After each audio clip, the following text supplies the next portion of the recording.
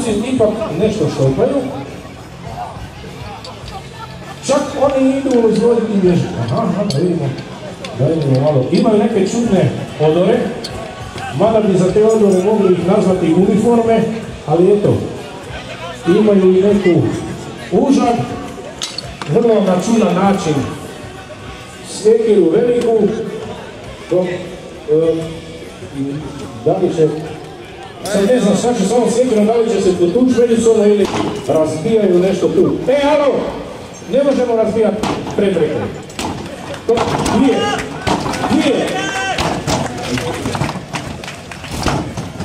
Tehnička komisija, osiguranje, suci, znate li nešto o ovome?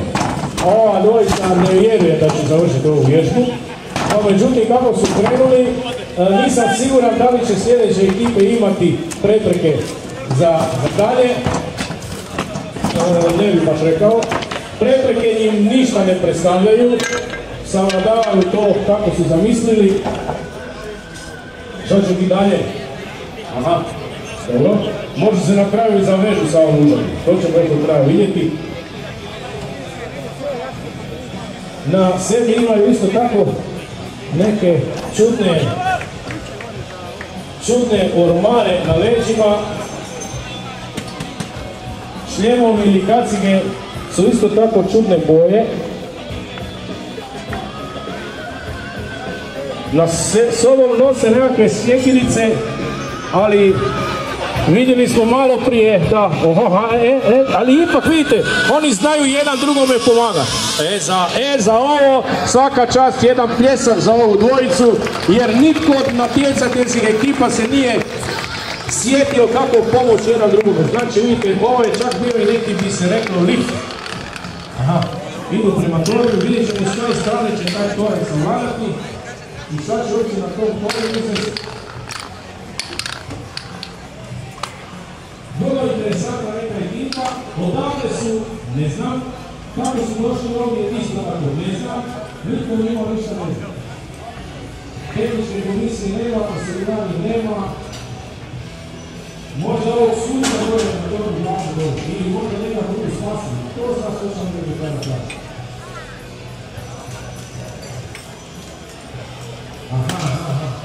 Ali eto vidite, ipak je to neka dužnoška škola. Manežere ovu užar koju nosi se s ovom vlasi gore. To ovdje se ipak rekao da se to neki ljudi stavili iz HNK ili od Dakle. Ne. Ili možda iz neke ove domaće ili strane sa primisti. Možda čak i to. Treba uzpoznati neko što je to plati.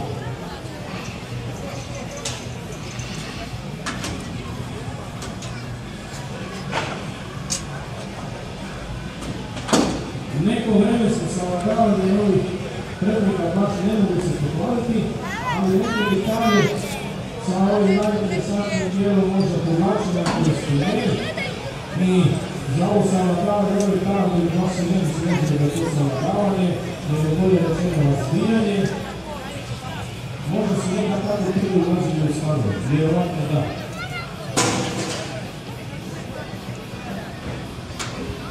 Vidite, sa tim užarima da se nešto zbiva, ipak svoj užar može nešto odbirati. Da, ali ne bi baš rekao da mi to ide, a opet je nešto zapravo. Možda do sutra završio ovo suci.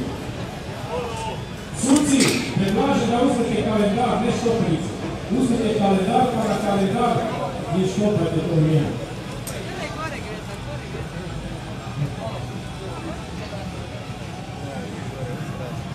Užak koji su donesli neke bacice.